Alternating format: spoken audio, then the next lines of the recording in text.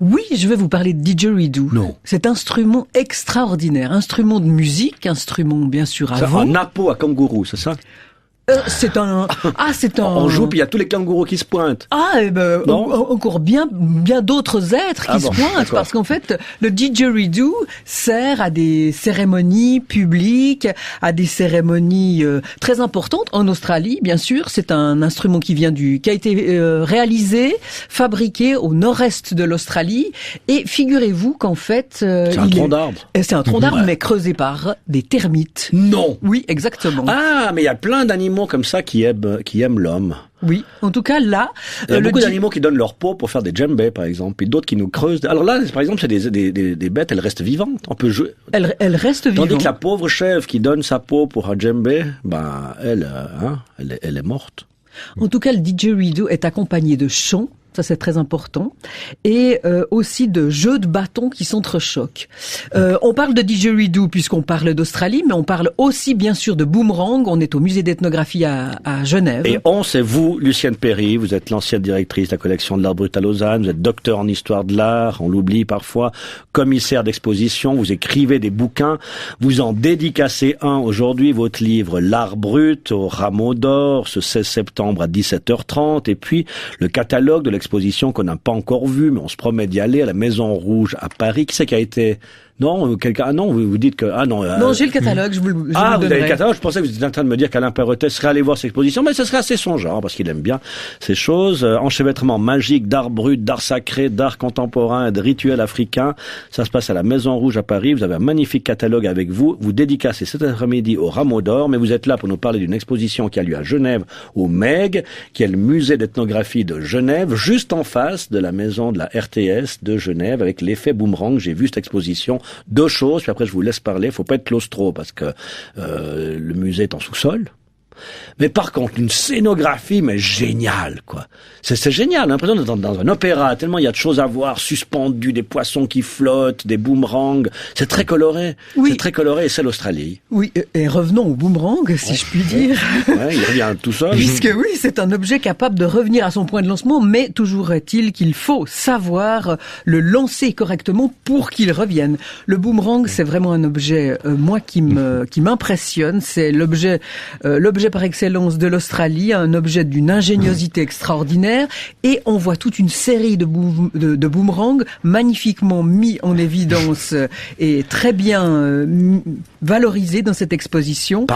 Décoré. Souvent décorés, gravés, ouvragés, des boomerangs splendides, de très belles pièces. La fonction principale d'un boomerang, d'ailleurs, c'est une arme de chasse et de combat, mais le boomerang a aussi pour but de couper, de creuser, de faire du feu, d'ailleurs. Ah, c'est un canif. Grâce à... C'est un couteau suisse. C'est un couteau suisse, oui, exactement. Certains l'ont comparé au couteau suisse. Ouais. Bon, c'est aussi un objet qui peut servir d'instrument de percussion. Ah, d'accord, comme Donc, un marteau, en fait. Voilà, oui. Okay. c'est aussi un instrument de musique, d'une certaine manière. Donc, des boomerangs splendides. Ça peut être un archet, peut-être? Non, je ne crois pas. Non. Oh, ben, on devrait.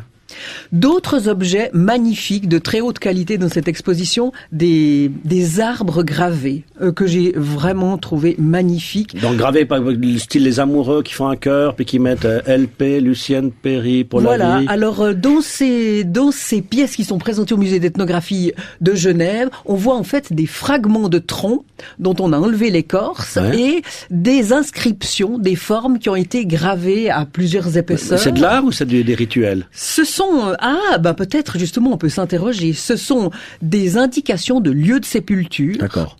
Et ce sont des indications de terrain cérémoniel, des objets sacrés en tout cas, donc sacrés entendu au large sens du terme. Et puis alors après les boomerangs, après les arbres gravés, eh bien il faut évidemment parler des peintures aborigènes. Il y en a vraiment qui sont magnifiques, sublimes dans cette exposition.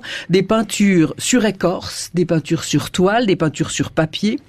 Toutes ces peintures aborigènes évoquent des récits mythologiques, des histoires appartenant au passé qui racontent... Elle les évoque ou elle les raconte elle-même? Parce que soit elles illustrent des mythes qu'on devrait déjà connaître, et puis alors on est un peu embêté, soit alors à la manière de vitraux ou de bandes dessinées, elle nous raconterait elle-même ces mythes. Les deux, je dirais, parce qu'en fait, il y a des peintures figuratives où on voit vraiment, par exemple, des animaux intervenir, des serpents, des crocodiles, et il y a des histoires tout à fait particulières. Pas de rhinocéros, je n'en ai pas vu, mais des crocodiles splendides.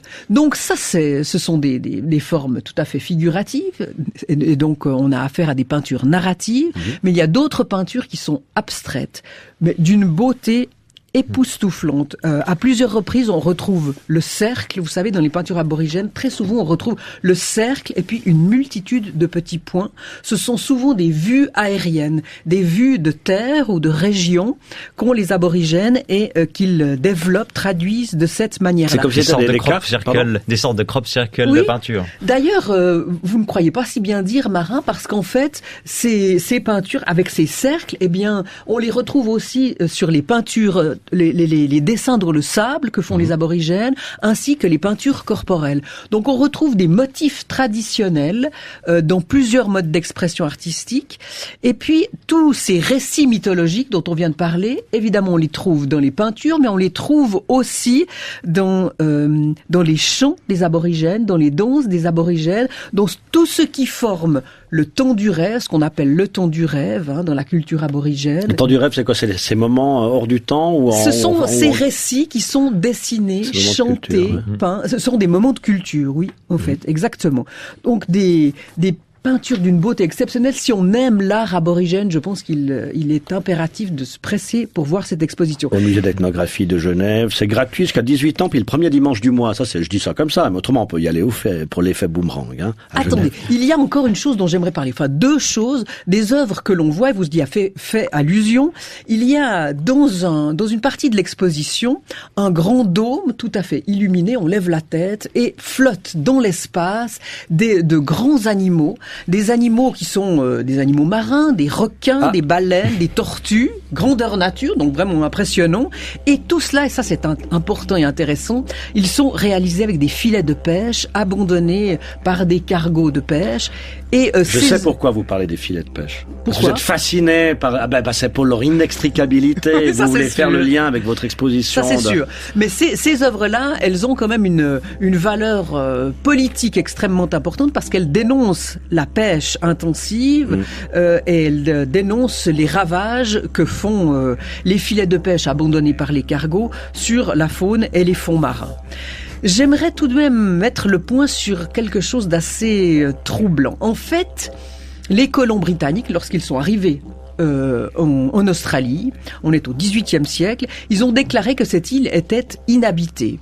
Donc, ils ont déclaré que cette île était terra nullius, c'est-à-dire... À personne. À personne, exactement, à personne. Donc, ils n'ont fait aucun cas des peuples aborigènes qui étaient là, qui avaient un gouvernement, mais eux n'ont pas reconnu ce gouvernement. Il s'en est suivi ce qu'on imagine bien sûr, colonisation, ouais. Spoliation des terres, etc. Et on pourrait presque se dire que plus on a voulu ignorer la présence et l'identité aborigène, plus ces aborigènes se sont imposés et ont imposé leur identité. Et cette exposition est là pour but, ce qui est déclaré vraiment haut et fort dans l'exposition, dans le catalogue, dans le dossier de presse, cette exposition a pour but de précisément donner la parole aux aborigènes et valoriser leur création artistique. Ils ont participé à l'exposition? Ils ont été tout à fait présents. Par exemple, des artistes d'aujourd'hui aussi? Oui, des artistes d'aujourd'hui. Et puis, il y a des objets qui devaient être présentés, mais comme ce sont des objets sacrés et secrets, les aborigènes ont demandé qu'ils ne soient pas présentés et le MEG, le musée d'ethnographie de Genève, a accepté cette décision. Donc on nous présente des non-objets. Voilà, on ne nous les présente pas, mais enfin c'est une décision. C'est des expositions de rien aussi. Ah bah non, il y a beaucoup de choses. Ah d'accord. Bon, oui, mais c'est génial d'être en creux comme ça, de parler d'objets dont on ne parle pas. Oui, je pense que c'est important et idéologiquement c'est important. Et la commissaire de l'exposition, Roberta Colombo-Dougou, dit en fait, puisque le titre de l'exposition c'est l'effet boomerang, elle dit, je la cite, le vol du boomerang symbolise la restitution de leurs œuvres aux communautés autochtones. C'est-à-dire que l'expo donne donne la parole aux aborigènes. Et comme cette commissaire d'exposition aborde cet aspect-là, c'est-à-dire le vol du boomerang et la restitution de leurs œuvres aux communautés, on pourrait peut-être aller plus avant sur cette question et puis s'interroger sur la prochaine étape de cette restitution. Est-ce qu'il pourrait y avoir une restitution concrète de l'île en tout entière? On laisse l'Australie aux aborigènes puis on repart. Non, une restitution concrète et physique des objets, de tous ces œuvres aux autochtones, aux aborigènes eux-mêmes. Alors les démuséifier, C'est une question qui reste ouverte. En tout cas, certains pensent que c'est une idée totalement utopique. C'est une question, je trouve, qui reste valable. Bien sûr, elle serait valable pour tous les musées d'ethnographie qui seraient complètement démembrés. Ce serait insensé. On ferait la même chose avec l'art brut. On rendrait tout ça aux... On pourrait imaginer d'aller vraiment très loin. Bien entendu, ça n'empêche pas, de ma part en tout cas, de saluer haut et fort tout le travail du musée d'ethnographie de Genève, de tous les musées d'ethnographie, puisqu'ils mettent en valeur, ils conservent, ils étudient des œuvres, C'est le but du musée. Splendide. Mais bon, le musée, ça détruit aussi. Disons, ça documente. Voilà. En tout cas, c'est intéressant de s'interroger sur ces aspects-là. Ça coupe. Voilà. Aborigène. Ça vient d'où ce mot aborigène, vous savez? C'est du latin ab, à partir de, puis origène, l'origine. C'est ceux qui étaient là avant. Voilà. On disait que c'était personne, puis en fait, on a découvert qu'ils étaient là avant nous. Eux étaient là avant, en tout cas au XVIIIe siècle, quand les Britanniques sont arrivés, ils étaient là. Ils étaient 750 000 individus groupés en 250 groupes linguistiques. Vous nous avez parlé du musée d'ethnographie de Genève, de cette exposition qui s'appelle l'effet boomerang, les arts aborigènes d'Australie, à voir jusqu'au 7 janvier 2018. Lucienne, qui est aujourd'hui vous aussi à Genève, pour une dédicace, une mini-conférence au Rameau d'Or à 17h30. Inextricabilia, je me réjouis de vous piquer le catalogue tout à l'heure, depuis le temps qu'on en parle, mais je peux vous l'acheter. Mais bon, d'accord, si vous offrez, c'est volontiers. Ah, c'est un cadeau. Oleg, tu t'intéresses, on a déjà parlé sociopolitique avec toi, environnement, musique. Tu es aussi touché par ce qu'elle nous raconte là, cette histoire au peuple premier. C'est sûr que bon, ça fait. C'est toi aussi, qui as un pull tricoté par des types, probablement aussi par des. En tout cas pas par des Suisses, mais c'est très intéressant. C'est intéressant de savoir et puis d'être conscient aussi de ce qu'on a fait à ces peuples. Ça, je pense que il faut le rappeler. Et puis voilà, c'est très intéressant. J'ai appris 2-3 choses. Et puis voilà. Et puis nous, on se réjouit alors de vous suivre également, mais ce sera le 30 septembre à la maison de quartier de la Pontette. Ça va, Lucienne? Vous avez un post-scriptum à rajouter? Non, je suis tout à fait ravie. D'accord. Vous n'allez pas en Gruyère cet après-midi? Il y a plein de clochers qu'on peut visiter. Non, je vais à Genève, à la librairie du Rameau. Vous avez le temps avec votre Porsche à rouler très vite d'un coin à l'autre de la Suisse avec tout ce qu'on vous paye pour faire ces chroniques. Non, c'est pas vrai. Vous êtes une brave dame. Vous allez en train. Oui, je suis sûr. Comme ça, vous pouvez boire des coups et puis rentrer. Alors, on remet une couche de DJ Ridou. On l'avait mis sous vous tout à l'heure pour voir si ça vous permettait. Vous avez entendu qu'on a diffusé un peu. Exactement. Et rappelez-vous que le DJ Ridou est creusé par les termites. On les remercie. Les abeilles aussi nous offrent des choses. Les vers à soie, les mythes nous font des trous et les termites encore mieux dans des DJ Ridou. C'est des factrices d'instruments de musique. C'est des luthiers, la termite luthière, on va l'appeler comme ça.